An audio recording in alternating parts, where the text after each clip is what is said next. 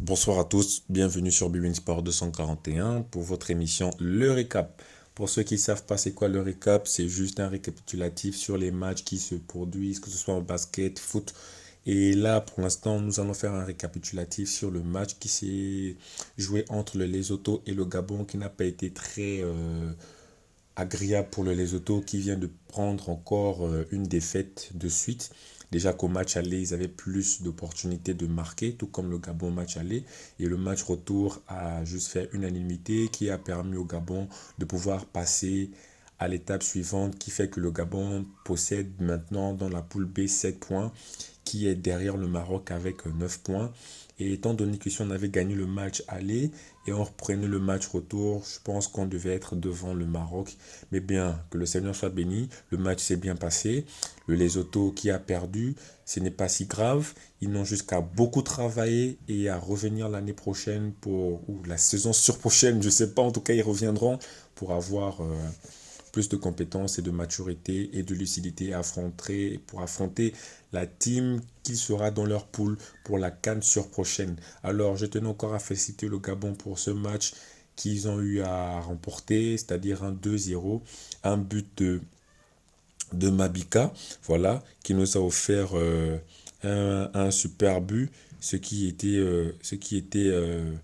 comment on appelle ça, magnifique, même si c'est vrai que les performances du joueur ne sont pas souvent agréables, qui nous met un but à la 55e minute, et merci à Reddy Junior et Fagé qui nous met un but à la 84e minute. Déjà à dire que les stats de tout un chacun sont plus que positives et négatives. Donc, on va juste encourager les joueurs et à refaire aussi certaines modifications sur le plan offensif. Déjà, la composition de départ du Gabon était de 4-3-3 et celle du Lesotho était de 4-2-3-1. Mais avec une composition gabonaise de 4-3-3, je dirais qu'elle n'était pas si mal que ça. Mais juste à faire un remplacement, Sambissa à la place de Mabika la prochaine fois, qui permettra à Mabika d'être sur le couloir droit pour plus atténuer les balles et avoir plus de précision sur la balle pour courir et laisser Mabika pourquoi pas sur la place de Sambissa et Sambissa jouer à la place de Mabika. Mais j'aurais souhaité de ma part que Sambissa puisse rester pas très titulaire. Pourquoi ne pas laisser Djima Levina jouer à la place de Sambissa? Mais malheureusement, ce sont les choix que peuvent avoir le staff et son coach. Cela ne nous concerne pas. Nous, on vient juste faire un récapitulatif sur le match. Alors, à dire que le milieu défensif n'était pas si mal que ça, avec un capitaine Super Mario qui nous a montré les valeurs de ce qu'est être un capitaine, qui a porté l'étendard de cette équipe jusqu'au bout, avec des performances extraordinaires quand on sait que le big monster de Wolverhampton est sur le terrain, il y a quand même de l'espoir à savoir que le Gabon peut avoir de l'importance sur son milieu défensif. Et un Kanga Gelor qui n'était pas très mal aussi sur le terrain. Donc on tenait aussi à remercier ce joueur. Mais par contre, pour la prochaine fois, je pense que Kanga devrait prendre la place de Ngouali.